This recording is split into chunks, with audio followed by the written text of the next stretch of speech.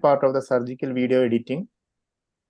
We had a first episode on 1st of July where we discussed about the basics of surgical video editing and topics like transitions and animations. Today we are going little advanced. We'll be discussing about the cinematic experience of surgical videos and the basics of green screen and other advanced effects in the video editing. We have the excellent panel today, like Dr. Deepak, Dr. Biju Raju, and Dr. Minu Mathan, and also very good speakers. With these few words, I hand over the program to Dr. Raki, who is the course coordinator of this program. Over to you, Dr. Raki. Thank you, sir. So good evening to all who have joined us today in the second part of surgical video editing. As sir has mentioned, we had a video editing part 1, which dealt mainly with the basics, and this is going to be advanced with the green screen, special effects, and how to do the proper surgical video recording and much more. And this will be done by a young set of speakers, not only from Kerala, and this time we have pan-India speakers, and they all have shown that they are very good at this field with awards at multiple national and international societies. So without much ado, I am just handing over my position to Dr. Hiba, who is a postgraduate, third year postgraduate from MAS Medical College. She'll be the moderator for today's session. Over to you, Dr. Hiba. Thank you so much, Raki ma'am, for your words. I take it as a proud privilege to be moderating this session alongside such eminent personalities and faculty. And I am grateful for this opportunity for sharing this platform with them. A very warm welcome to the Young Ophthalmologist launch. And as Raki ma'am said, this webinar is in continuation to our webinar, which was held 2 months back, where we had dealt with some basic levels of animation and video making skills. So by the end of this webinar, I'm hoping that we will be proficient with our skills in editing videos and mastering the art of animations, and so that we can take our presentation skills up to the next level. And let me welcome our distinguished panelists for the day.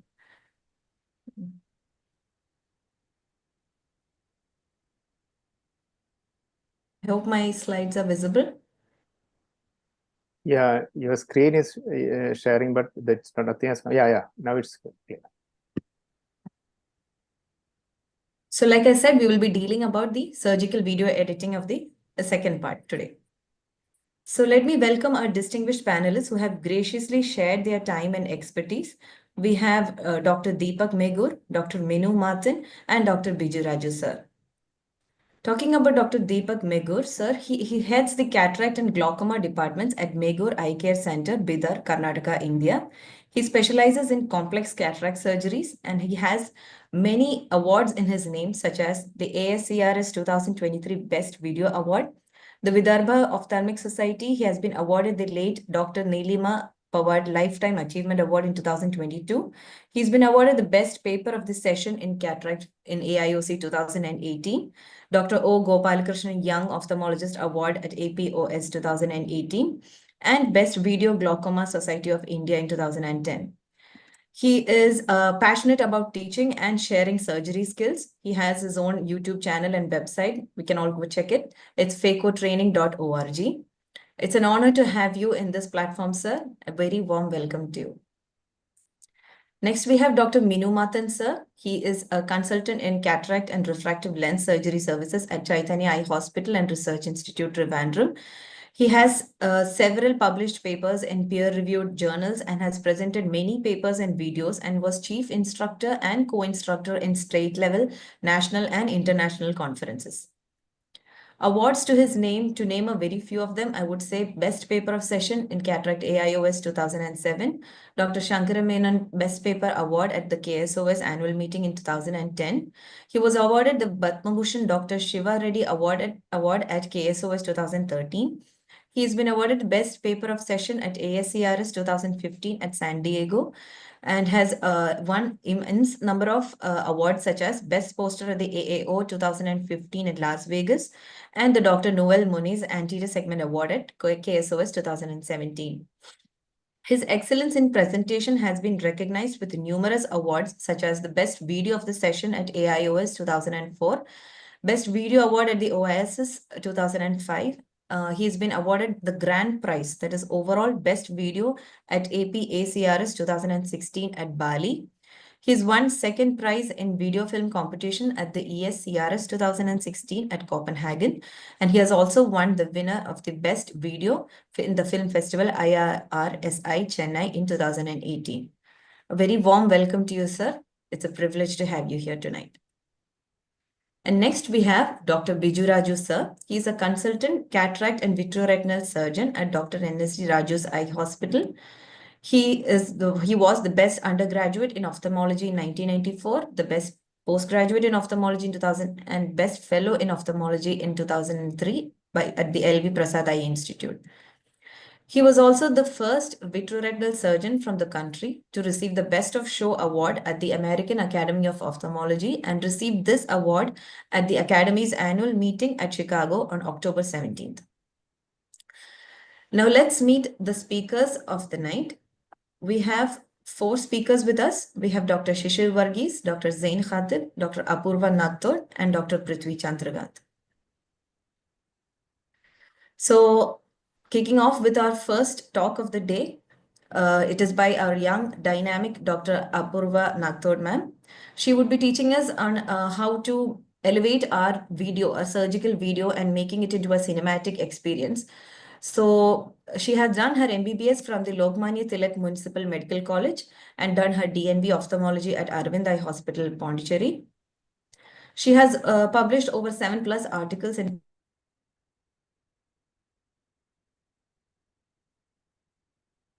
There is some problem with the connection.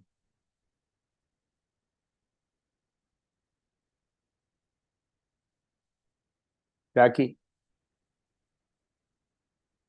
I think there is some problem with the connection with Dr. Hiba. Yeah, I'll carry forward. So, Yeah. Dr. Apurva Nagtode has published 7+ articles in PubMed Index journals, 30+ scientific presentations, paper, posters, case and video presentation. She is the recipient of awards of presenting author at AOC Midterm 2022, AOC Midterm 2023, Hackathon. Yeah. Hiba, you Otherwise, can yeah. screen again. Hello, am I visible? Yeah. Share the Okay. screen again. We lost Yeah. you in between. Yeah, the Wi-Fi got cut over here. Okay.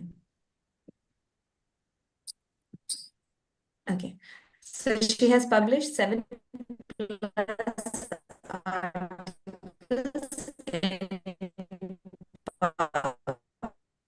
I think there is still some Hiba. Hiba? Same problem. Yeah, Connection is what. I think Dr. Apurva, if she is ready, she can start, I think. yeah. Dr. Apurva, are you ready? Yeah. Sorry for the Am I technical. audible? Yeah. Yeah. Okay. So shall I start sharing my screen? Yeah. Okay. It's showing that the other participant is sharing the screen, so Hiba, you can't please share the screen. unshare your screen, please.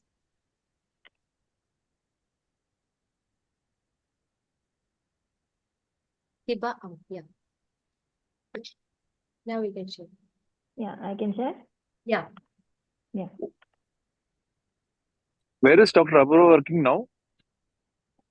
Now I'm currently in Aravind Pondicherry doing my cornea fellowship.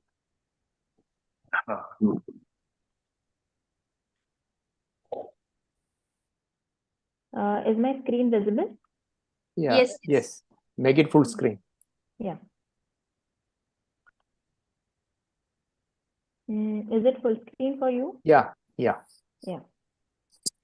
So a guide to cinematic experience of scientific videos. So why do we go for videos? I hope the video and audio is audible. Audio, maybe you can please increase your volume a little bit more.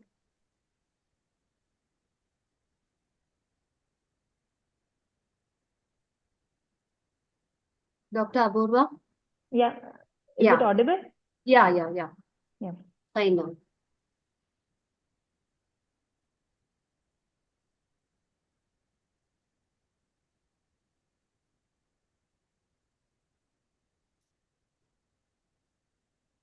The audio is not audible.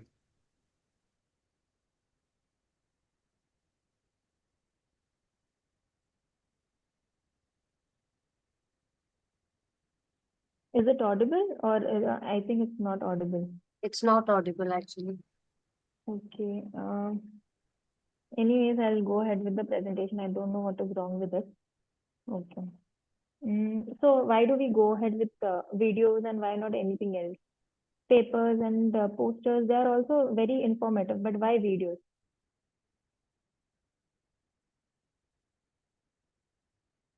Because videos are engaging and attention holding. Then we can show any story or anything that we want to tell the audience, we can tell better, and it can have an impactful ending also, and we can exactly tell them what we want to show. It has an emotional flexibility because if we involve the audience only, then we can hold the attention of the audience and tell them what we actually want them to know. Enhanced demonstration is needed.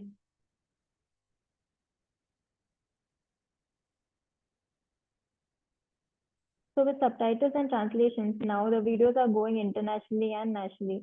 So with that, our communication to them would be hampered. So we can just add subtitles to wherever the video is going, and we can just play that, and it won't be any problem.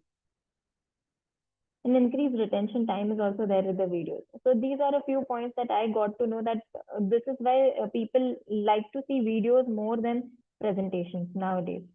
So sometimes nowadays people are putting the video as a form of presentation only. For presentation also, they'll just play the video and it will keep on playing, because now the time constraint is also getting very strict. So people just prepare a video for their presentation and they just play it so that it is of that amount of time only. So it won't exceed their time period of presentation. And how to edit the video, I'm sure you would have seen this in the previous session of video editing. So I'll just go through it very briefly. It's a technical art of cutting and combining video files to create new meaning from disparate clips. So these are a few softwares that I have used because these are very easy to use. There are very high level of softwares that people use for movie editing and all, like Premiere Pro, then Final Cut Pro. These are all very high level of video editing softwares, but people are using them very smoothly nowadays because of the ease that how the softwares are being made. And these are a few things that has to be available while making the video, that is images, videos, and audios. All of these things, if we have in our hand, it is very easy to make a video. We can make a video within 2 to 3 hours also, if all the material is there with us.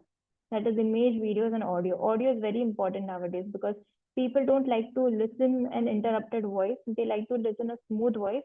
And if it is a clear audio, then it will make more meaning for them. So how to give a cinematic experience to the videos?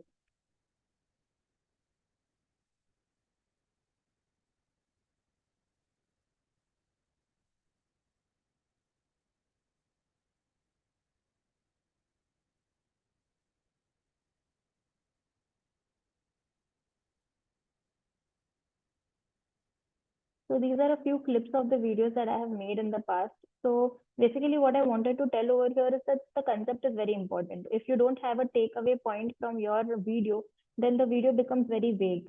So we would like to tell them useful information that they like to take away from the video. Then only it will hold the attention of the audience also. Because other than making it a cinematic experience, you actually have to give some information also, because we are in the scientific field. So to giving some information is very important. So concept wise, just to show some tips of GAT, suture GAT, I had noted down this few tips and then made a video on this with the help of my institute. Yeah.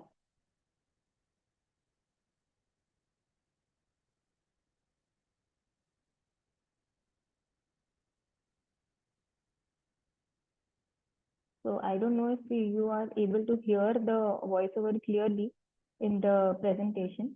But yeah, clear voiceover is very important because that is when the people will like to look and hear simultaneously. That is what I found. If you're only talking and the screen is blank or it is not showing anything, then also it becomes boring. And the screen is showing too many things and the person is talking, then you won't pay attention to whatever is being said in the background. So people want to look and at the same time they want to listen to a very meaningful background voiceover at the same point of time so that they can connect both the things and they can see the video and the attention will be held.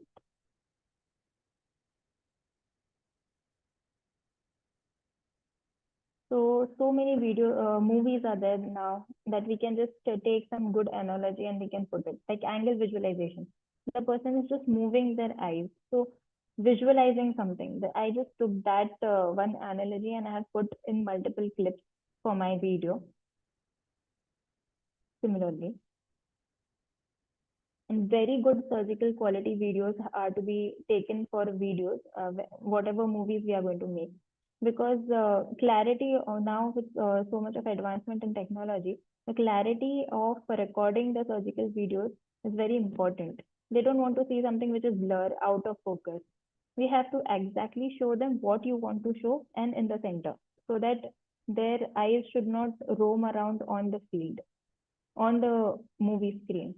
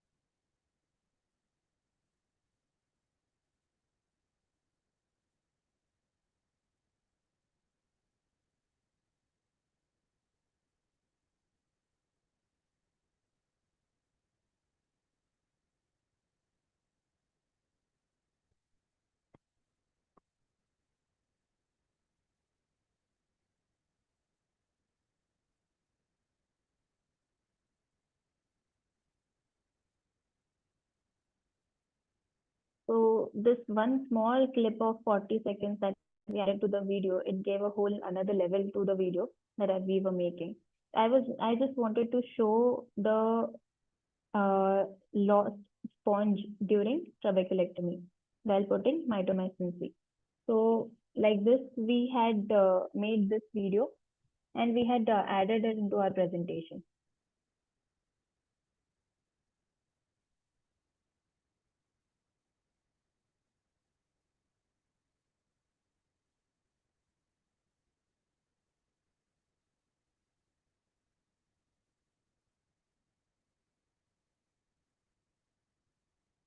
So an impactful ending would make a very big impact on the whole video. From start to end, we have to give them a full package of what we want to tell. Yeah. So this is what I wanted to show.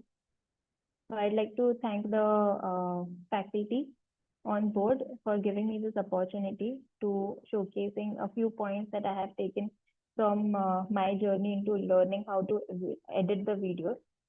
So these 4 to 5 points to make it a cinematic experience is what I'd like to suggest. Thank you so much. Yeah. Thank you so much, Dr. Apurva, ma'am. That was truly an entertaining piece of session.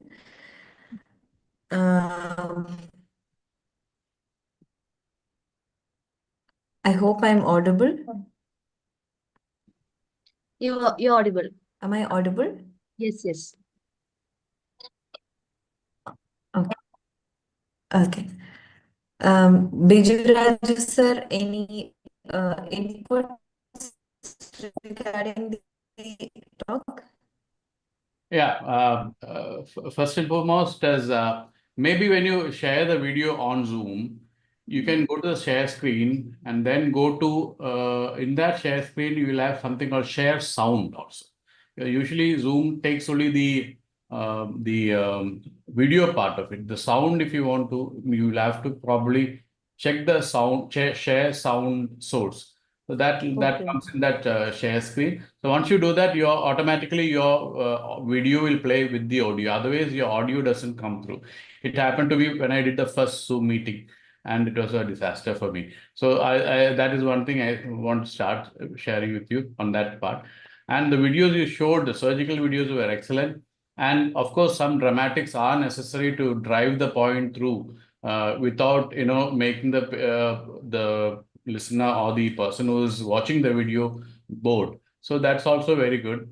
And actually, when you ask, video editing is just putting together those clips. That's what you said, and it's perfectly true. So, but you need to know which clips are going to be, keeping the person attentive to what you want to convey. And once you do that, you already have a good video. And of course, background music and audio, they all add to the overall experience of the viewers' expressions and things like that. Good. Thank you very much. Yeah, that's all I would like to add on. Dr. Minumathan, sir. Yeah, Any answer? thank you, Dr. Apurva, for the talk. Talk was nice. So the thing is, there are two stages. One is a plain video. The other one is a video in a presentation. So in a video in a presentation, I would think it will be more appropriate for the person to talk with the video on, so that your involvement as a speaker on the podium is also highlighted. And the editing part, what you said is fine. That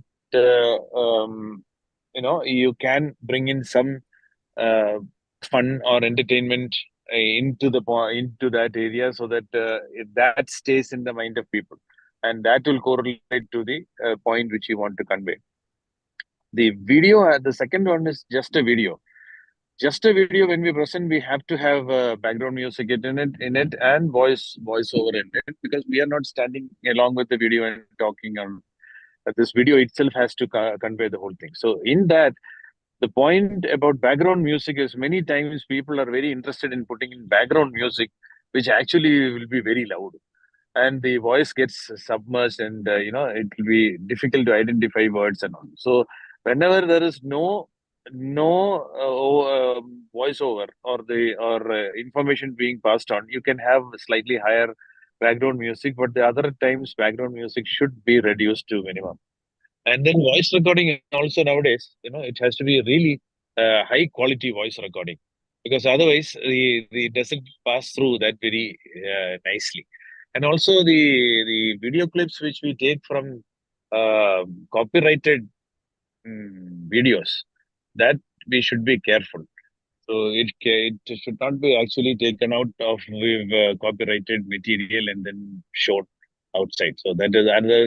Non-copyrighted ones are available in YouTube, from which you can select music also. Even music, original visual will make his own music, but we will have to get some music from non-copyrighted areas. And telling it as a story with the cinematic experience is the one which completes it as a wholesome video. Because in all international meetings, there is a value for a cinematic effect, cinematic aspect of it. So plain videos also work well, but then this will add on some points to your overall video presentation. Thank you. Thank you, sir, for those valuable inputs. So I think we'll go on to our next speaker. Our next speaker for the day is Dr. Sain Katib. He is the medical director and consultant ophthalmologist at Katib Eye Clinic and Perfect Vision Laser Center, Mumbai. So he'll be talking to us on A to Z surgical video recording. He's trained in phaco refractive and advanced anterior segment surgeries from Lakshmi Eye Institute and Moran Eye Center, Salt Lake City, USA. He's a recipient of multiple international awards from ASCRS, ESCRS, APACRS, and recipient of TP Lahane Award for the Best Paper BOA Focus 2 years in a row. Recipient of YKC Pandit Award for the Best Paper at MOSCON 2020. and a prominent faculty at state, national, and international platforms. So, over to you, Dr. Sain. You can share your screen now.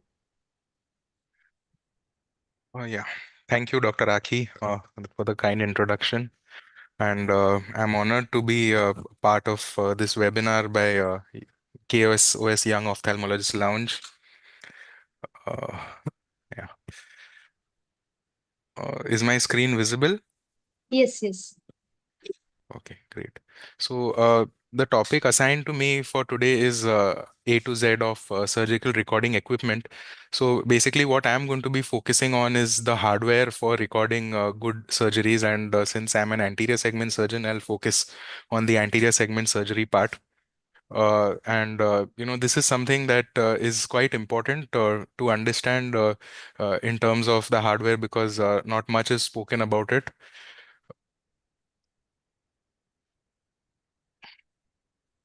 Okay, so when we talk about recording a surgery, and Dr. Apurva very nicely, showed in her videos how a good surgical recording is the essence of making a good surgical video.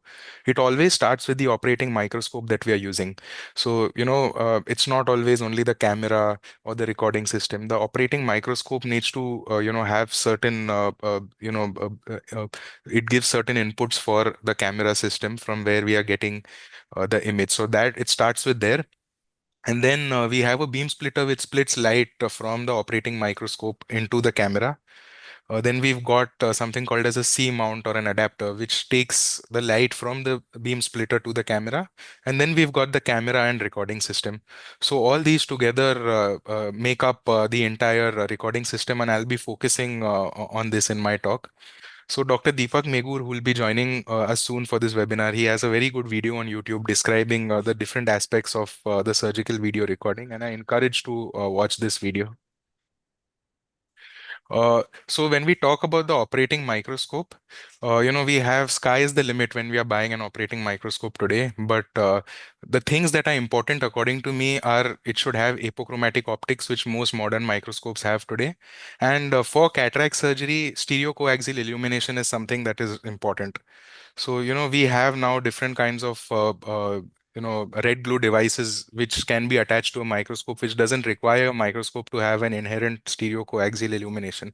So, if you have any of these devices, it really enhances the quality of your surgical video. So, this is something that is a must for good quality surgical recording. Otherwise, you don't need to invest in a very high-end microscope.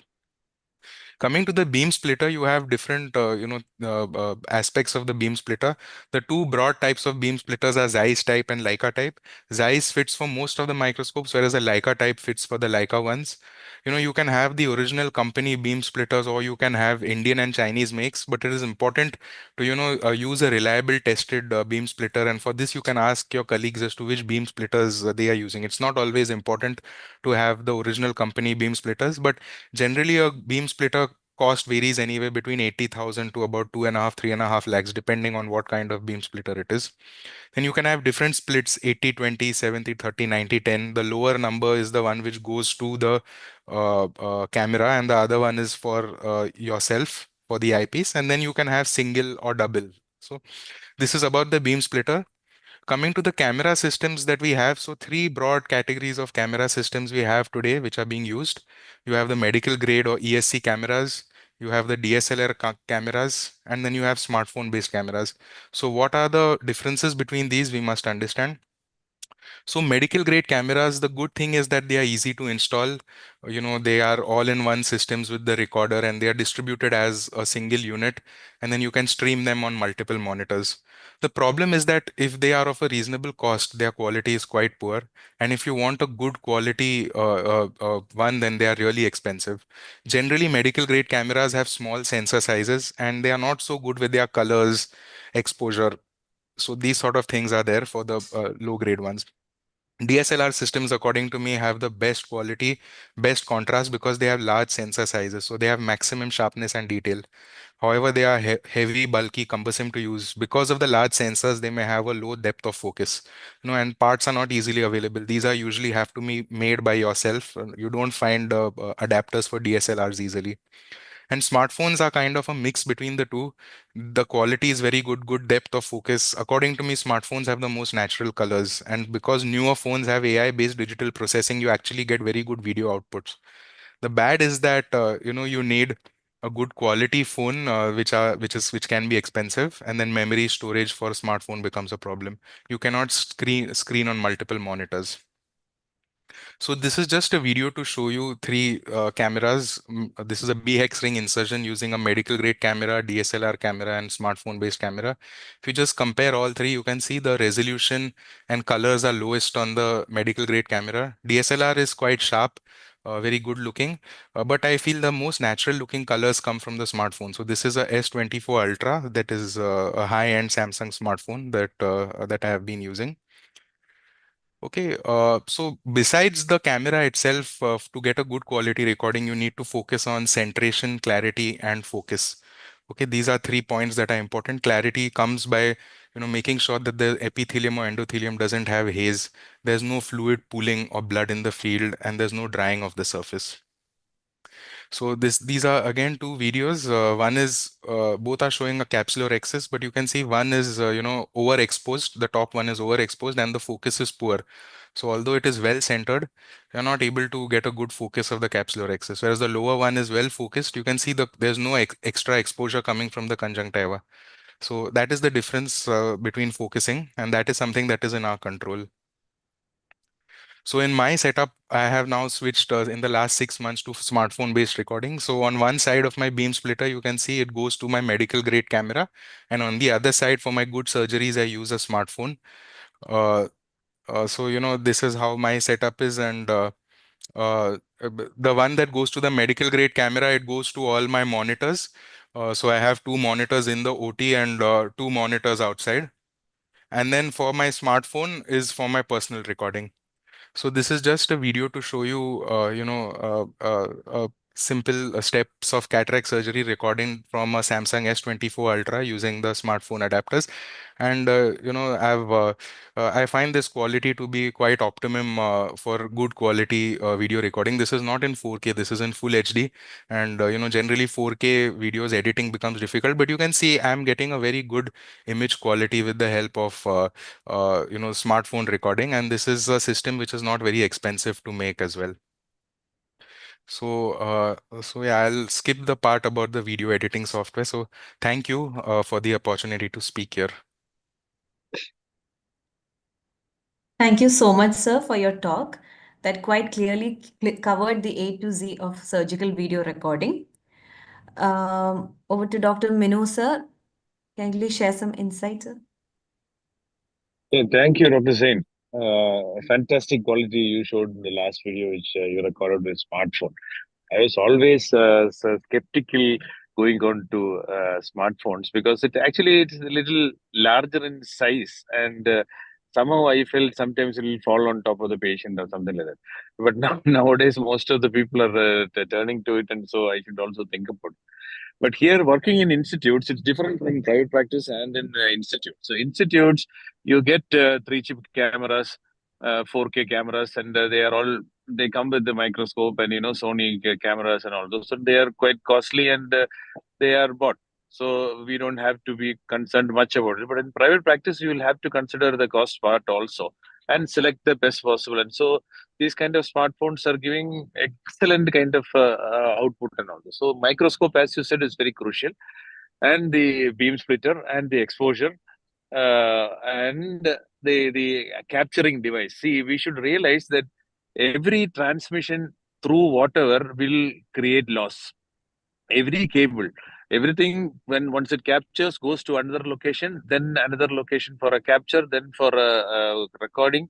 All those things will cause loss. So we once found out that it was a cable which was connecting between the receiving end and into the recording system that had internal breaks of some of this what is that cave that fibers, those fibers which pass through that, they were broken in between, and that was giving very poor capture. But what we see on the monitor was very clear.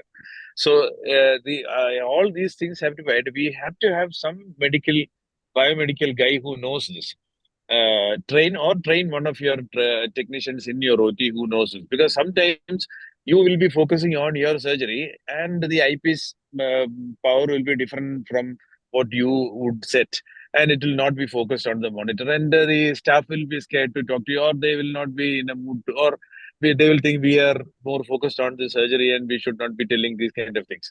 So sometimes it will not be on. They will switch it on, and then later on, when I ask, so sir, that was switched on, but later we found that it was not on, or the hard disk was not connected, or the hard disk was full. We didn't realize the exposure part was overexposed because it was for the posterior segment setting which was set on. So all these things will come on when an individual or a particular trained person is not there to support you. So you have at least one or two people who are into this, and I used to tell one person to tell me center in between. So our area, when you look through the microscope, is more than what you capture in your camera. So if you are a little decentered, you're okay in your microscope, but in your camera, you'll be out of field. So one person used to tell me center. That is the only word that they will need to utter. Then I will find out how the monitor looks, and then I'll readjust. So another thing which I used to do is record all the videos, all the cases, and then delete off by the end of the day, which are not significant. But otherwise, to get something which is accidentally happens, or which incidentally happens, you will miss it, and then only they'll start recording. So selective recording is sometimes we will miss many of the unforeseen things which can be captured. So for teaching videos, those are also very important. And once Dr. Deepak comes, we should ask him how he gets this kind of exposure, illumination in his videos. Because I've been asking him, I actually didn't understand much when he told this, but now we'll ask him open. But the capturing which happens, and the loss which can happen through whatever media, that what seems to be a very important part which I struggled to overcome over a period of time, and now it is okay. But then initial stages, it will be a trial and error event recording system. Now because of my phone, this smartphone, everything has become much simplified. Otherwise, we used to buy a capturing device. We used to have cards. We used to have hard disks. All those things connected, capturing device there. So many things used to be there. So now it has all been simplified. And so the video which he said of Dr. Deepak Meghur is also very important. Please go through that, which is available on the net. Thank you. Thank you. Dr. Sain, one doubt. How much will this smartphone-based video recording will cost total? So it's not very expensive compared to you need to find good adapters. So the adapter that I am using is the one from Microrec, which is a German company. It is apart from the beam splitter, it costs about 1,50,000 if you buy it from the company itself.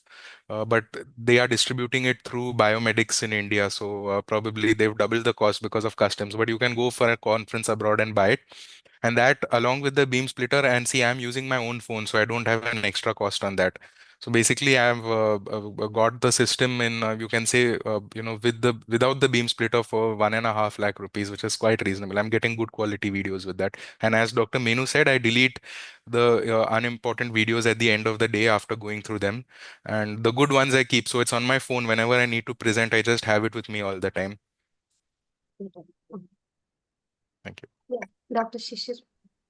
Yeah, what I wanted to say is my experience with smartphones for especially VR surgery is not that great because the surgeries take around an hour and the smartphone tends to heat up, especially when you're doing when you're recording it in HD. So that was one. And second is the battery life also. The battery tends to go down the longer the surgical video is and more the high definition of the video is. And also regarding the sensitivity, some smartphones don't have that much sensitivity to capture images in low light, where in the vitreoretinal surgery you require low light in good image capture. So in that case, I found the medical grade camera, the one with a higher FP, which is the more higher the FP, the better ability of the camera to capture images in low light or video in low light. So that's what you require for vitreoretinal surgery. So in that way, I found medical grade camera like the Ikigami, or even Ikigami is even better than Sony, no financial interest, but I found that better for both anterior as well as VR surgeries. Thank you. Dr. Biju, sir, your take on this posterior segment video recording. How do you do it? You're muted, sir. Mute. I didn't get any good quality images when we used the smartphone, but I'm really impressed by the quality of images that Sain had shown. Excellent. I mean, he was one of the early migrators to smartphone technology right from the time when he was a postgraduate. So he has that ability to do it. I mean, it's very cost effective. We need to work out on what phones will have a good sensitivity at low lights. That's one thing. Then second problem with smartphone is they keep changing the configuration of the camera every time. So you have 4 cameras, 3 cameras. So your adapter, you need to make sure that you have to change it, or you have to probably have an adapter that can fit in all sorts of different configuration of the camera.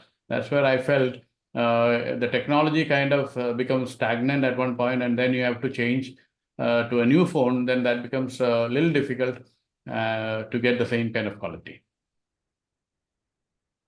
Okay. So I'll just share my screen again. We'll go to a next speaker. Dr. Hiba, can you introduce our next speaker?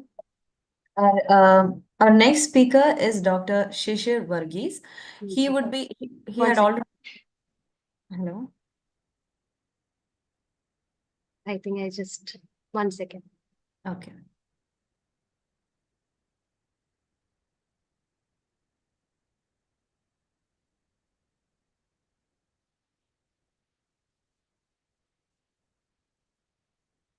Yes, go on. Okay. So our next speaker is Dr. Shishir Varghese. He had already spoken or given a session in the last webinar in the part 1 of this series. So in that, he had talked about how to do the basic level of video editing. And whereas in this session, he would be talking about how to elevate your video editing skills to the next level. He has an array of awards and allocate, like he has Best Surgical Video at the South Asian Ophthalmology Conference 2023 at Maldives. He has got the Best Poster Podium Presentation at South Asian Ophthalmology Conference 2023, which was held at Maldives. And he had also been awarded the Best Surgical Video Award at Asia Pacific Vitreoretinal Society, APVRS, at 2023 in Hong Kong, and has also won the Most Popular Video Award at the Asia Pacific Academy of Ophthalmology, Bali. He has won the Best Surgical Retinal Video Award at FIFA, that is the Film Festival of AIOC, at the All India Ophthalmological Conference, which was held in Kolkata this year. And he has also won the International Heroes in Ophthalmology Award, which was held in 2024 Kolkata. A warm welcome to you, sir. Can you kindly share your screen? Yeah.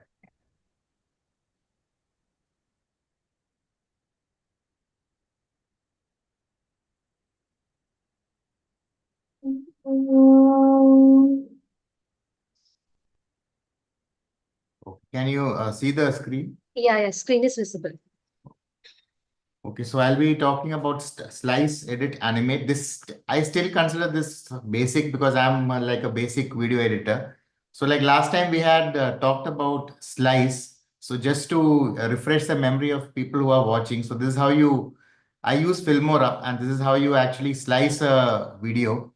So you import a video, and then the concerned video, sorry, I think it's, yeah.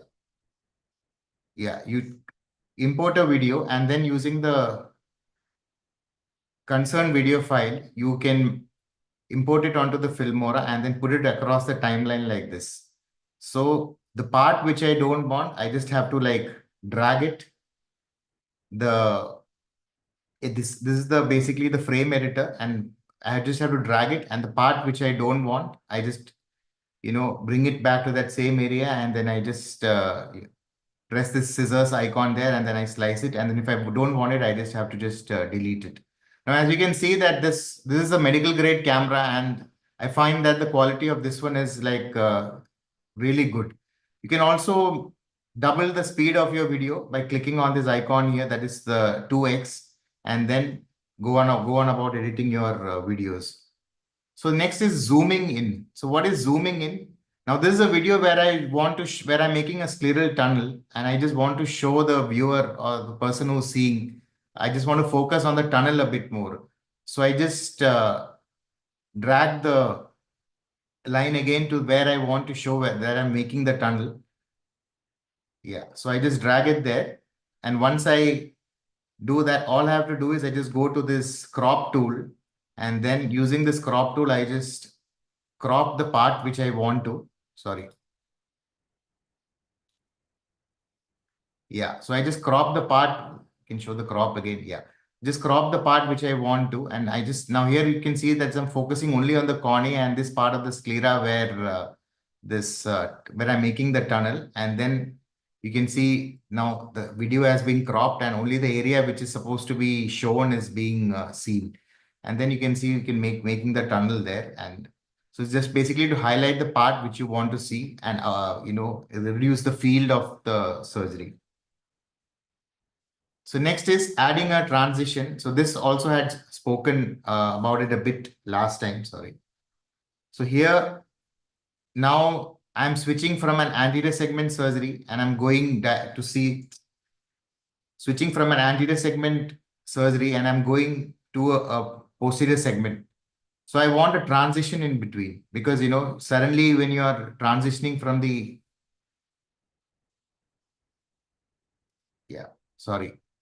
So I'm transitioning from anterior to the posterior segment where I'm putting a biome. Now this part of the video, I don't want actually.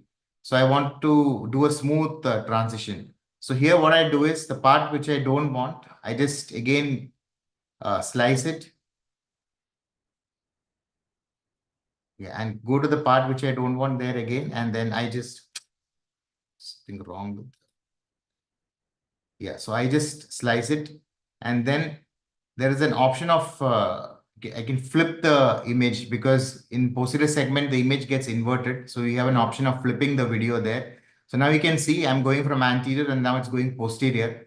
So, but it's not smooth. So you can add a transition. So that's a transition icon there. And there are multiple options to add a transition.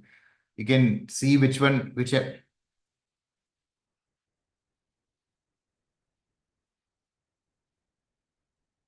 yeah. So, yeah, so you can choose whichever transition you want to. So this is a page curl. This is a warp, zoom, and you can just drag it. And how much ever time you want the transition to go on, that also you can adjust. You can make it more or make it less. And then you can see how the transition goes about smoothly from the anterior to the posterior segment. So these are good effects which you can add to your videos. So next is add a marker or a highlight. So this can actually be a little bit this thing. Suppose you have some interesting, scene or a step. Now in this video, you can see this IOL is going on rotating in the vitreous cavity due to fluctuations of the intraocular pressure. So I found this pretty interesting and now I want to add a marker, which kind of goes around. So you can go to stickers there. So that's a sticker icon. And then you just select on this rotate arrow, and then you can just drag it to the area where you want it above the timeline. Yeah, how much ever time you want it to rotate, it will rotate. So you just drag it according to the size you want to have, and then you can just, play it. You can increase and reduce the size of the sticker, whichever size you want, you can use it. And then once you play the video, the position you can adjust, and then once you play the video there, you'll have the same rotation as how the IOL is rotating. So you can add multiple animations like this. So options are there in Filmora. You can even download it from YouTube. So coming to the next one, that is moving the marker. Now this is a little bit time consuming and little tricky. So here, now this is where I'm using a cutter. And now I want an arrow to show the tip of the cutter at all time when it is, when it is moving. So that's the cutter where I'm using to cut the residual vitreous over there. And I want an arrow which is, pointing towards the cutter. So then I just go to again to the stickers. So I select the clip and go to stickers there, and I type in arrow, and I choose the arrow which I want. So I've chosen that white arrow which is there. Now you just take that arrow, drag it over to the timeline. Yeah. So once you drag it across how much ever time you want the arrow to be seen. Now here the thing is, you can adjust the size of the arrow, small, big, whichever size you want. So you click on the arrow, you can, reduce the size of the arrow, change how the arrow you want it tilted, you can tilt it, and then you can use it to, you can use it to show the point of the cutter. But the problem is the cutter will keep moving, the video will keep moving ahead, but the arrow will remain in that, it will remain in the same area. So that's the problem with that. So how to make the arrow move along with the cutter. So this is something which I found very interesting and also a little tricky when you do it. So here what you have to do is you have to stretch the timeline. So here what you have to do is you have to stretch the timeline. So the timeline actually shows to us in seconds. Now you have dragged the timeline, and now the timeline is in milliseconds. So here what you see, this is 5 milliseconds, this is 10 milliseconds, this is 15 milliseconds. Now with each frame you have to edit. So each frame you have to go. So now this is the part where the cutter comes in and the arrow comes in. So the arrow is coming in there. So what you have to do is you have to click on the arrow, and then you just have to slice the arrow there. And then you shift the arrow position to the area where the cutter is being shown. Then you go to the previous frame and you can see that the arrow is somewhere else. Then again drag the arrow and bring it to the area where the cutter is. So this you have to keep doing it in each frame. So you go to the next frame, you can see the cutter is moving again a little bit. Then again, you click on the arrow, you crop the arrow, and then in the next frame, you drag the arrow back towards the cutter. So this you have to keep doing at each and every frame. That is within milliseconds, you have to keep doing and, dragging the arrow towards the tip of the cutter. Then only you will kind of get this movement along with the cutter. Now this, after doing it for around 10 minutes, you can see the result in the next video. So this is a 4-second video, but to get this, I'll show it once again. To get this effect, you actually had to sit for 10 minutes, and, with each frame, you had to kind of move the sticker along with the instrument which you want to. Adding a watermark. So this I recommend for people who are posting on YouTube or Instagram. So you can add your own hospital logo or your name. Again, you can just drag the logo of the hospital or even your name, and then you can reduce the size of the logo and put it adjacent to wherever that you want in the video.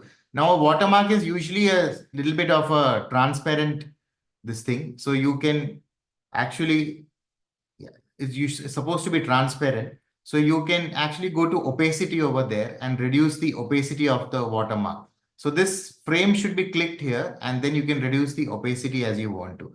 Now you can also add your name to the video. So I prefer adding my initials.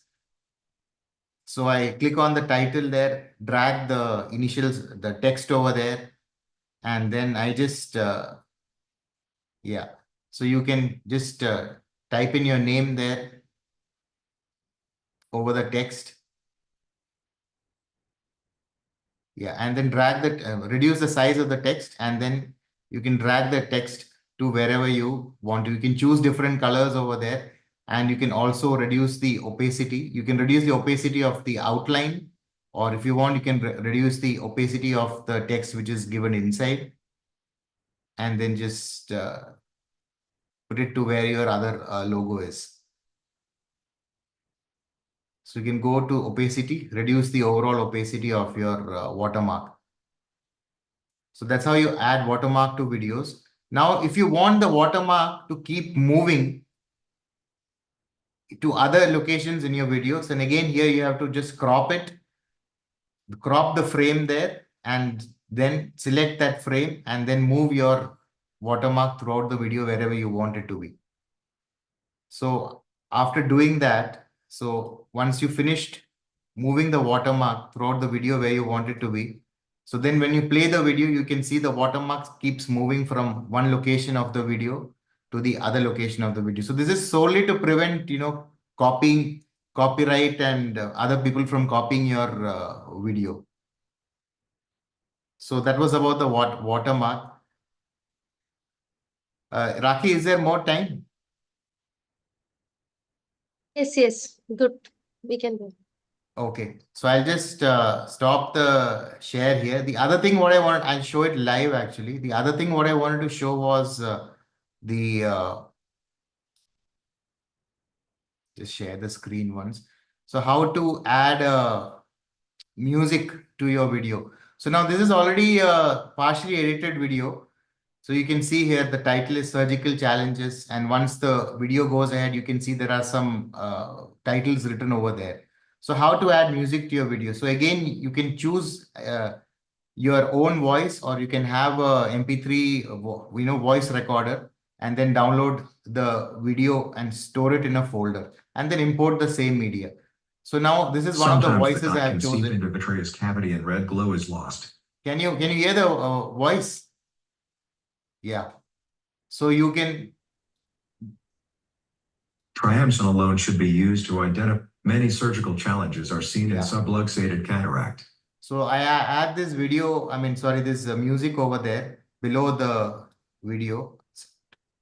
So that's the video slot there, and I add the audio over there. So once I play this video, many surgical challenges are seen in subluxated cataract. You can see that you added a vocal to it. Now I can add the next part of the audio. So here it says dye can egress into vitreous cavity. So I've taken that audio over there. Sometimes the dye can seep into vitreous cavity and red glow is lost. Yeah, so I can again add the video there in that frame along where the below the frame of the video where the audio is given. So this is your audio timeline. You can add your audio there. And then once you go to the next part of the video, now it says, you should use triamcinolone to identify the vitreous. So now I have recorded a voice which says triamcinolone alone should be used to identify vitreous. So I just anterior vitrectomy should be done.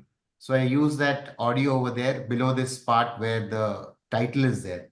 So then once I play many this surgical video, challenges are seen in subluxated cataract. Sometimes the dye can seep into vitreous cavity and red glow is lost. So now there is a big blank there. So you need to have some kind of a background music playing there. And then now again we come to this part of the vocal. Alone should be used to identify vitreous. Anterior vitrectomy should be done. Yeah. So a video is not so great without its background music. So you can add a background music. So you take a music, this thing, whichever you want, and you can add the background music over there. Second.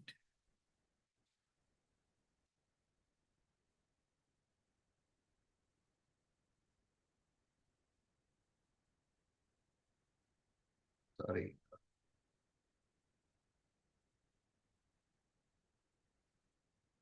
I think my timeline is.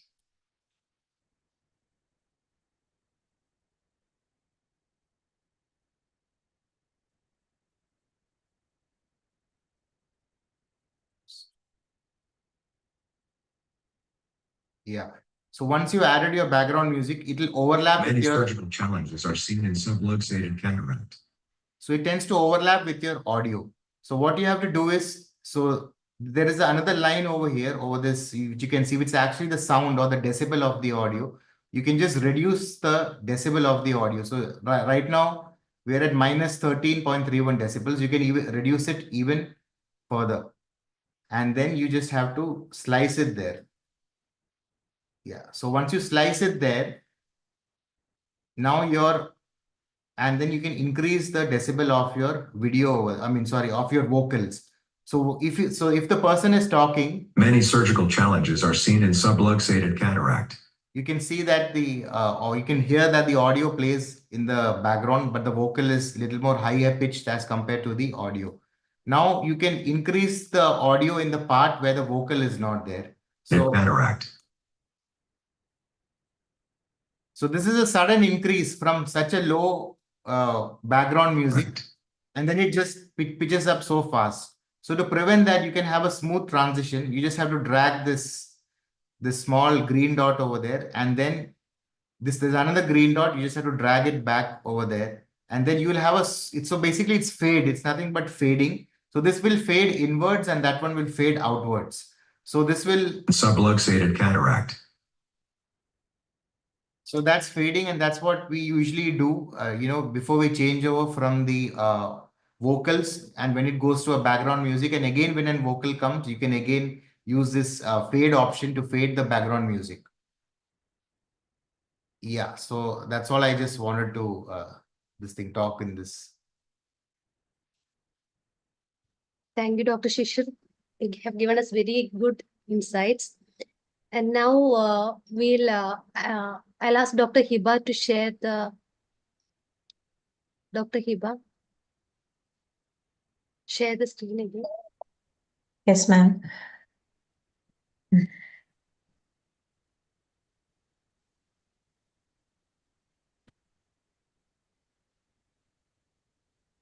Hope my slides are visible. Not yet. Yeah. So we have Dr. Deepak Megur with us now. So Hiba will be introducing him, and then we'll take comments regarding Dr. Shishir's sessions from everyone after this.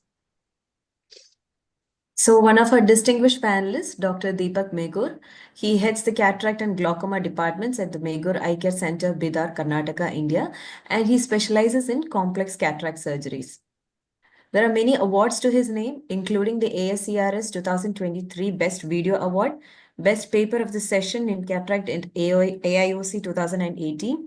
He's also won the Best Free Paper Cataract and Best Video at KSOS 2019, and has also won the Best Video at the Glaucoma Society of India in 2010.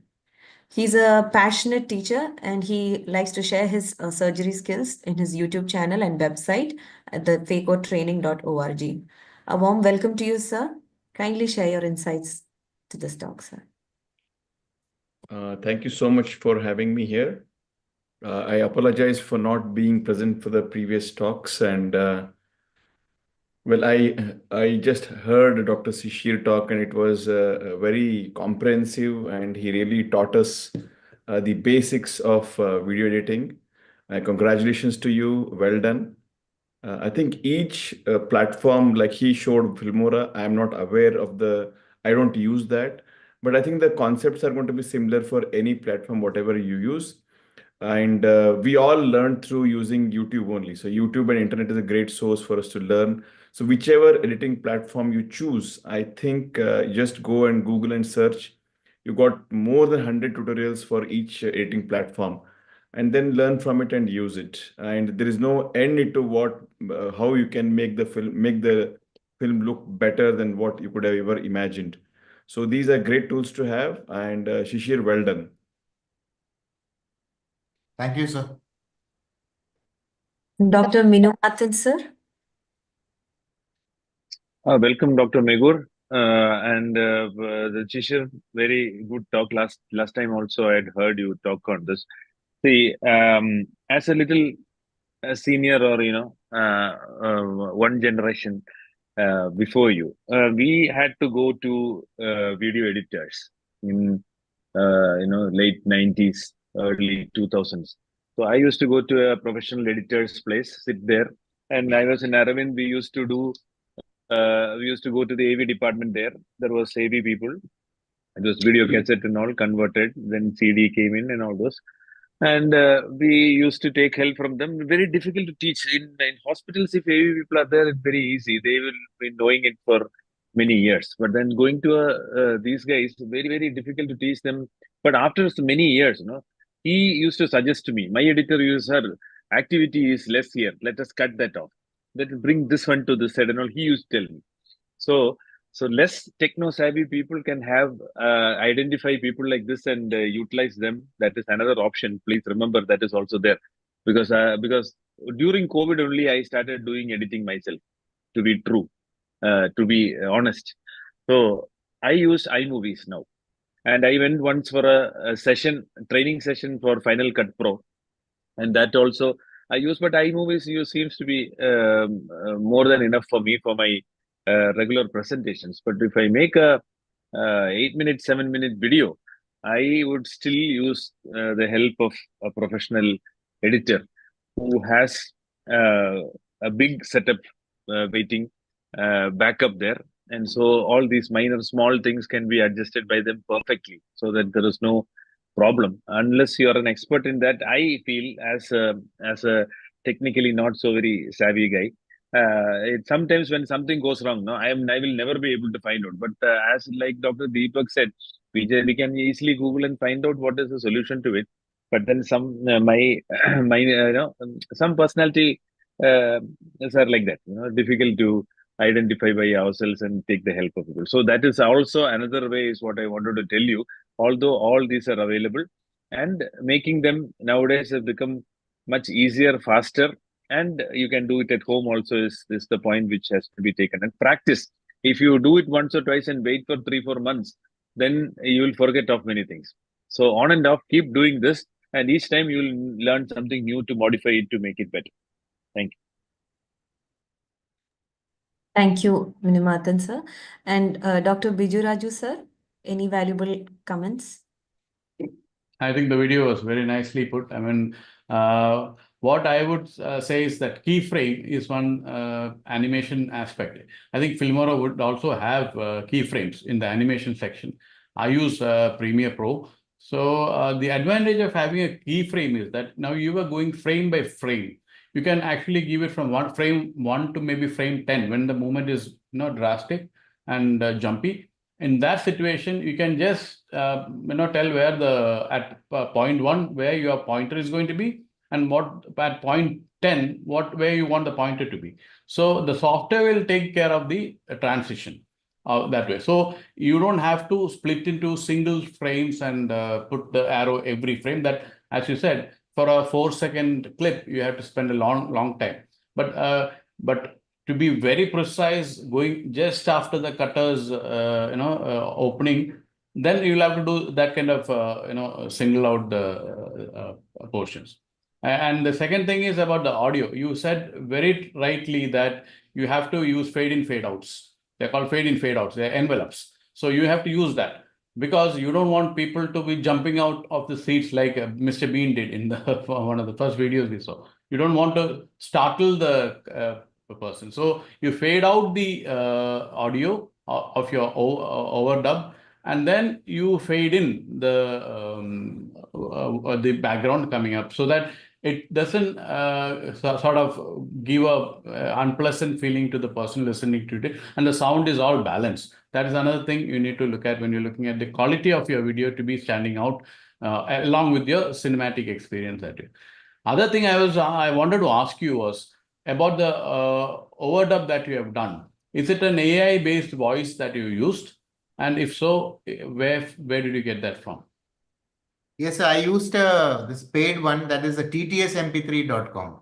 So you just type in what you want there, and then all the AI voice will come. US English, Indian English, everything. All different languages also.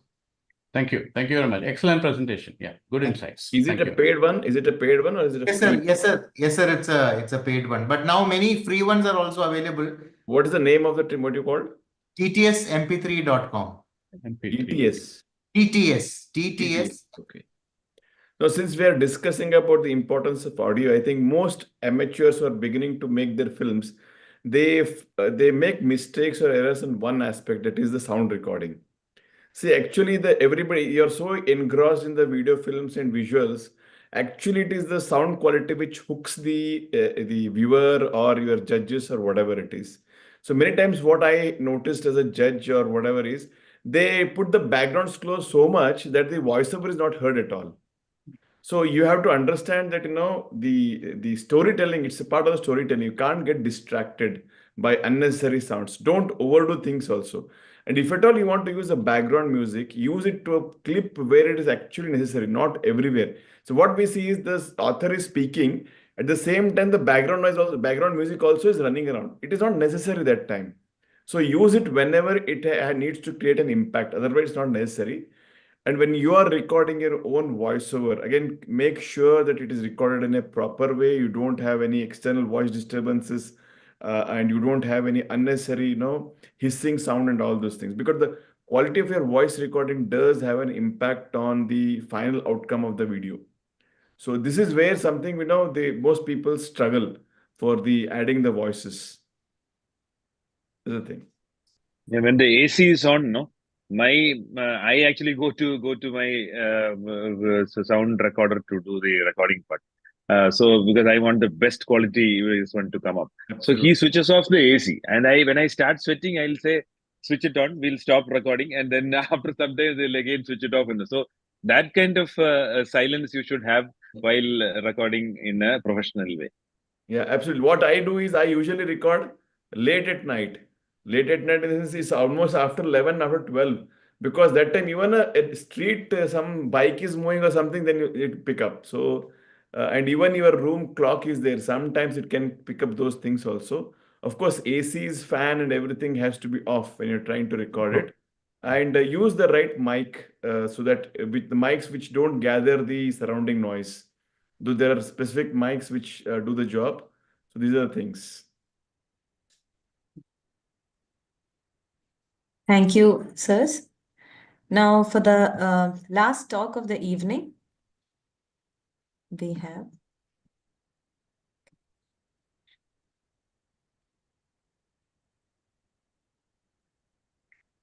Now, for the last talk of the evening, we have Dr. Prithvi Chandrakant.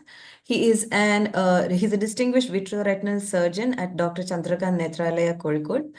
Today, he will be talking about a quick guide to green screen and overlay animations.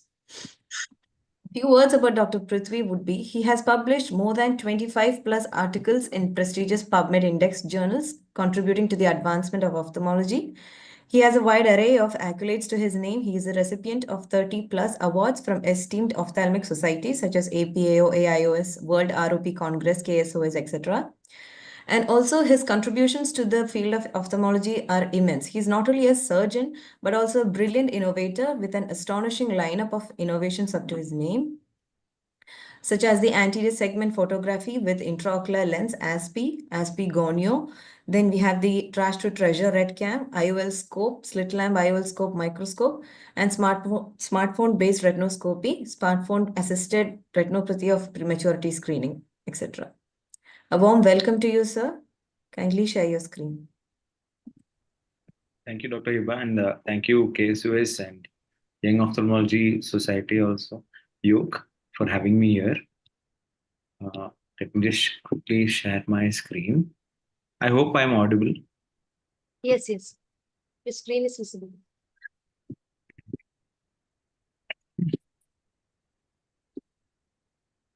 So I'll be talking about a quick guide to green screen and overlay animation. I'm Dr. Prithvi. So what is green screen or a blue screen? So we can actually use these green screen and blue screen alternatively. And this is widely used in movies right now. So if you go to see almost all the movies, Spider-Man, Marvel, any of the movies you take, Hollywood, Bollywood, anything, they're actually using these kind of green screens or a blue screen to animate their background. So that is what makes it look so beautiful and astonishing. So what if I say that we can actually do it right in our house? Like we just need 3 simple steps to actually start doing some animations like this. So the first step I would say is to acquire a green screen, blue screen video. So there are a number of videos which are available in YouTube. So you can just go and type green screen animation or blue screen animation videos. So you will get a lot of videos in YouTube. Just be sure that there is no copyright. So if there are a lot of copyright free animations also, so just go to YouTube and download these green screen animations. You can get number of animations like this. So just for a demo, I've downloaded. So I downloaded through the Y2 Mate, no financial interest. So once that is done, so the second step would be to insert these videos into the editing software. So now we need 2 videos. So one is the video, which if we are having a surgical video, that's a primary video. So this is the primary video that is It's an SFIL video which I've done. So this is the primary video. So we'll name it as video 1. And then after that, we will add the second video. The second video is going to be the green screen video. And this is just for a demo. I just want to show you how it is done.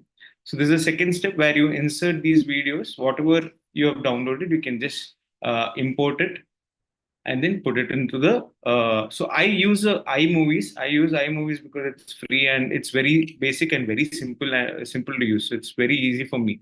So once that is done, the third step is putting the green screen or a blue screen into this area. So we need to put the second video over here. So now once that is done, you can detach the audio because you don't want to interfere with the audio of the video which is downloaded. And over here you can see it is like it's like a army or a battleship kind of a thing, or a shoot gun, or this is actually a wand from Harry Potter kind of an animation. So once this is done, so you have both the videos, you can go to this place, video overlay settings. So once you go there, you see there are a number of options. So over here we'll take the green blue screen option. So once you've done that, your primary video is going to be replaced into the green screen wherever we have put it. So wherever the second video has the green screen, your primary video is going to come and become an alternate. So now you can see the same video. You can see how it can be shown so beautifully, with a lot of animations. Over here you can see how Harry Potter wand and whatnot, whatever. So this is how simple it is to actually animate your videos. So this is so you can see over how we are using a wand to show that kind of an animation. So this can be done to all your videos, and you can play around with a lot of other things. Now over here you can see how I've put a green screen of a tiger into the video. So a lot of things which we can do with these animations. So only thing is we need to have a good idea and an imagination. You can get all the sources from YouTube, whatever you want. You can even split these animation and use it isolated. So this is a green screen. So next option is using a split screen. So here you can see now I've taken two videos, video 1 and video 2. So this is the second video.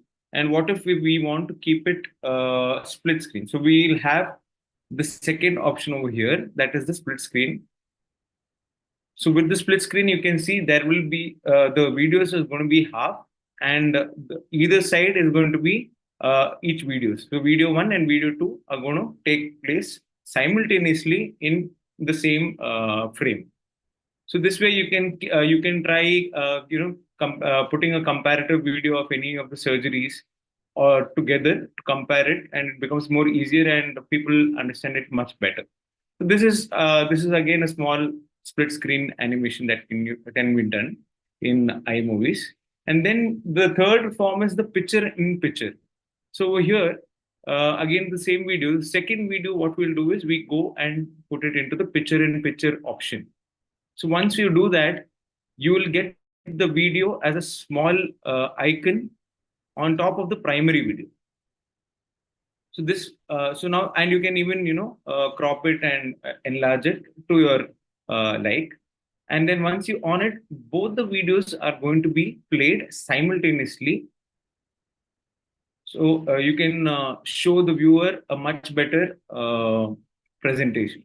So here we have a small demo where we are doing a rhinostomy and a tissue has been taken, and you can see over here a picture-in-picture video has been put. So to show that simultaneously we are trying to do a microscopy at the OT itself. Again, another video demonstration where Dr. Jebin, one of my very close friend, he was operating in a sitting position. So we wanted to show the technique, how he does it, how he uses his hand, and also the video of the surgery. So we use this same technique to actually show both these things, to show how he used his hand and also how the surgery went in a picture-in-picture format. So these are the three animations that can be done and actually elevate your presentation and video in a much better manner. And you can follow me in I Innovated in Instagram. Thank you. Any questions? Thank you so much, sir, for your step-by-step illustration. I would like to request Dr. Minumathan, sir, for your valuable opinion. Thank you, Prithvi, showing all this. I've never seen this before in iMovies because I have not even looked for it.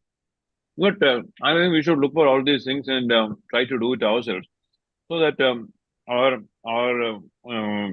presentation becomes better.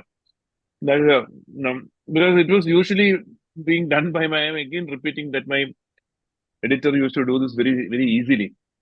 So I never used to bother.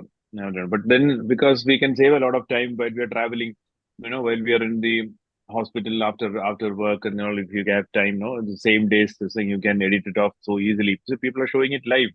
So that is as easy as that if you do it and practice it. But then this will change your presentations level. That is what is more important. And the way people will understand what you're planning to tell them, that improves. That is the most crucial thing. See, if you show Jabin operating sitting, and if you don't show how his hands move in the eye, we'll have to again think of imagine what is happening. So somebody has to shoot it from outside and then put it together and show it live. Very, very, very nice way of doing things, and good. I will call you in between. Help me also. Ruthik. Yes, sir. Of course, sir. And we should not forget and leave Dr. Deepak without making him tell how he gets such clear videos with what he records and all those. Make him divulge at this platform. I leave it to Raki and other juniors to do that. Let's hear, because the clearest videos I have seen globally. I've seen in conferences I've seen, but his videos are one of the brightest and the clearest videos I have ever seen.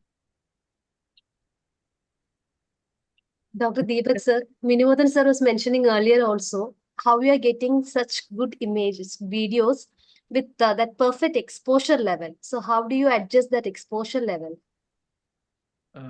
Thank you, Minu. Thank you for complimenting this. I think, but I basically think, as you rightly said, exposure is the key here. Okay, basically, so you need to understand a little bit of photography.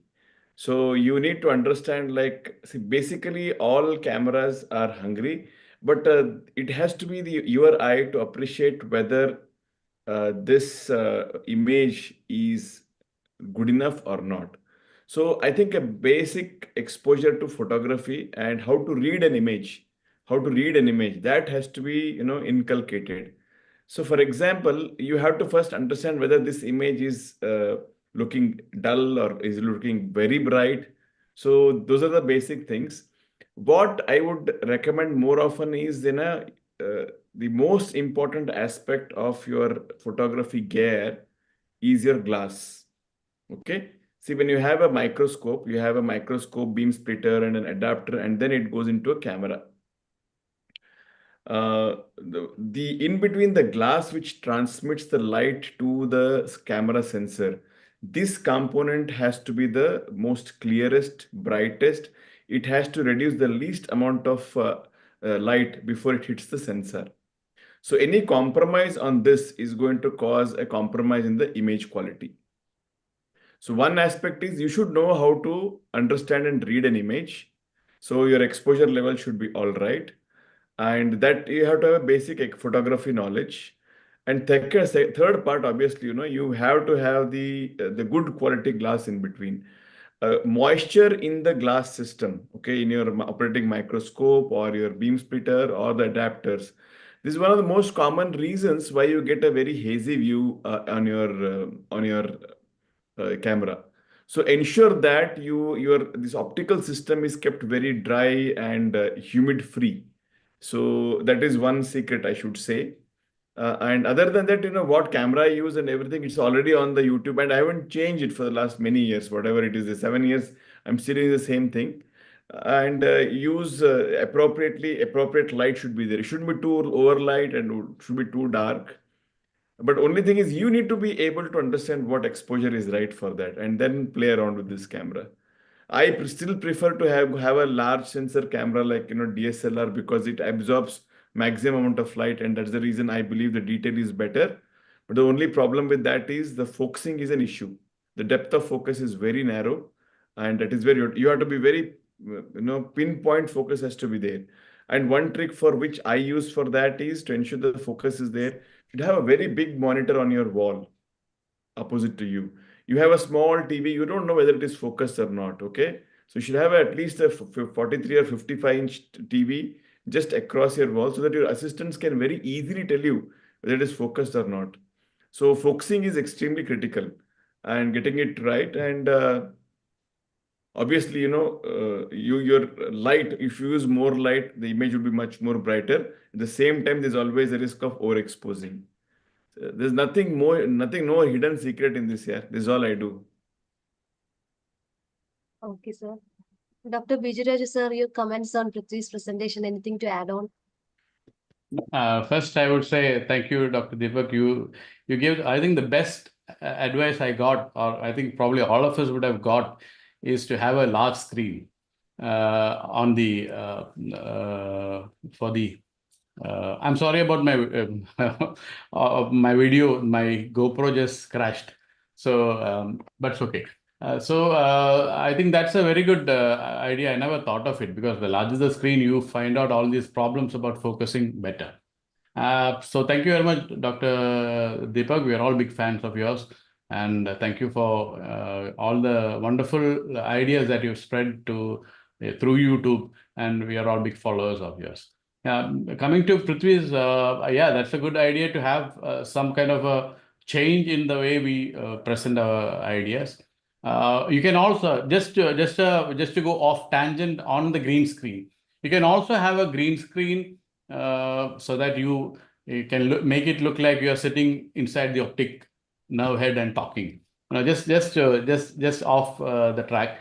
That is a green screen, and you take a picture of yourself talking, and then you do that ultra key or chroma key or whatever, remove the green screen and put a picture behind or a video behind. It will be as good as you're sitting in the vitreous cavity and speaking about what's happening. So that's also something you can do the green screen on Zoom itself. You can get this green screen, put it on the Zoom as a background, and you speak and take that video, record that video, and put it into your video and take off the green screen. So it looks as though you're sitting somewhere else with that. We did that once as not in an ophthalmology webinar, in a pan in ophthalmology care, but that was they wanted to check the transmission, audio, video, and all that. So they wanted the one-man band to play. So I had to think of a way to put a one-man band playing together. So that is the way the green screen thing came to my mind. But this can be used in ophthalmology also. Thank you. Thank you, sir. Any comments from anyone else? Dr. Sain, are you there? Dr. Shishir? Yeah. No comments, but great presentation from Prithvi and all the others. So I think with this, we have come to the end of the session. Dr. Deepak, sir, any more tips you'll have to share? You have to share with us? No, here I'm learning actually green screen from Dr. Prithvi now. It was wonderful presentation. So nothing much. Congratulations, Prithvi. So I learned about something about green screen. I was clueless about it. I realized suddenly I've become very old now. Yeah, we are in the same boat, Deepak. But then we should not feel old. I now realize that I will call Prithvi very soon, and then get some tools also to improve my eye movies effects. Yeah, But for all youngsters who are getting exposed to internationally and nationally, remember the quality and the sharpness of your video. See, it has to be a good video. It has to be a good case, but the quality of the video and the images and the way you present it and the voice clarity and all those makes a huge big difference. If most of the presenters of all here have gone through international meetings, but then youngsters who have just finished fellowship or if are coming in, identify your own, because see, when we are operating in institutes, see, I operate in 4 operating groups. Microscopes are different, cameras are different, capturing units are different, so different types of quality videos come up.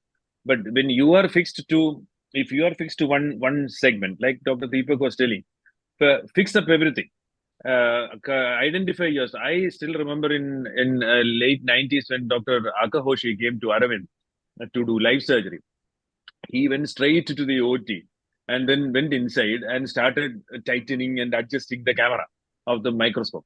And then I was coordinating this, and then that our AV person came and said, sir, so he is coming in, pulling on all this, sir. What will happen?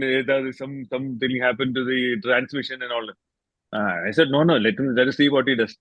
Then after he did all that, the transmission which we were doing it from Lyco to the main building and all those, so it was new. Actually, we had to put a line and all those, but then it came very clear, and we were surprised such a transmission can be so clear. It was just purely adjusting the some focal length, the tightening, and all the adjustments, all the fittings being tight and all those, and he checked it doubled and all those. So remember at that stage, Dr. Akahoshi used to do it himself, try to check out things which are there in the OT. So remember, we also should be doing it ourselves, or a very faithful, or a very at least knowledgeable, trained in that, at least that area should be there in your OR to take care of all these things. Otherwise, finally, you would have done very nicely, and you will be taking back your hard disk and seeing it totally whitewashed and overexposed, and only sometimes you will see the things. Otherwise, it will all be bright and white and all those things. So you will get totally disappointed. Like even last month, I asked them, where is that video? Sir, actually I switched on, but then later when I went and saw, actually that was off, sir. So we thought it was on and everything was getting recorded. And a very rare case it was, and it just vanished in thin air. So remember, have videos of all the things which you do. Later on, you'll realize that they are difficult to get very often, and you can always teach well. We are all into teaching mode. I realize that, and all the best to you, all of you. Thank you, sir. Thanks a lot.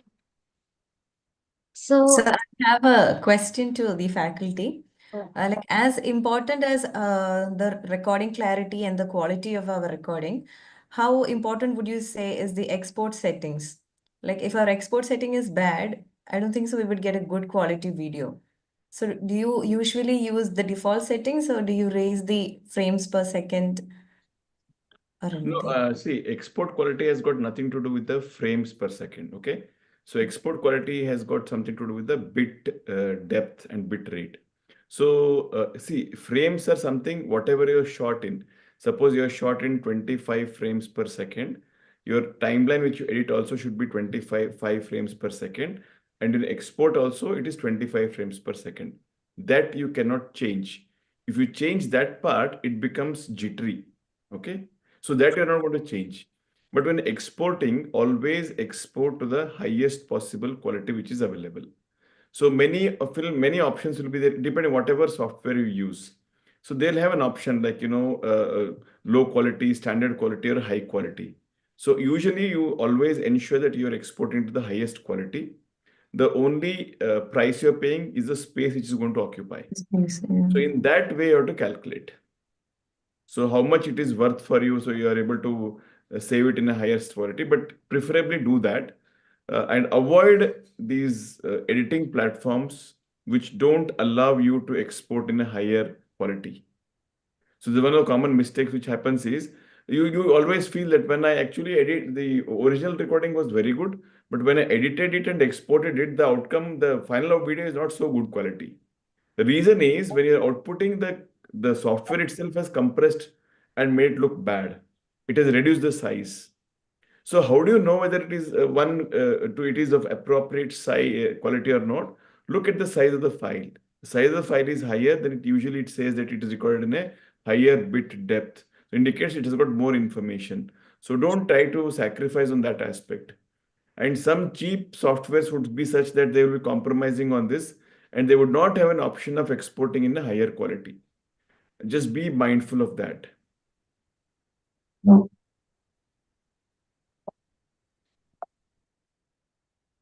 Any more questions? Anyone? Dr. Apurva? No questions. Okay. So with this, we have reached the end of today's session, and we trust that today's session was beneficial to all who have attended us. A heartfelt thanks to today's speakers for their dedication in crafting the informative presentations, and for the panelists, Dr. Deepak Megur sir, Dr. Minumathan sir, Dr. Bijuraju sir, for generously sharing their expertise and tips with us. Special appreciation goes to Dr. Hiba for meticulous coordination and for ensuring a flawless session. I extend my sincere gratitude to all the KSOS office bearers for their steadfast support, and a special acknowledgement goes to Dr. Baston for his pivotal role in conceptualizing the topics, suggesting the panelists, diligently organizing this event. Lastly, thanks to our esteemed audience for choosing to spend this part of your day with us. We hope we have met your expectations. Have a pleasant evening, and once again, thank you all. Thank you. Thank you, very Rathi. much. Bye. Thank you. Bye bye. See you. Thank you, sir. Good night. Thank you. Night. Night. Thank you, ma'am.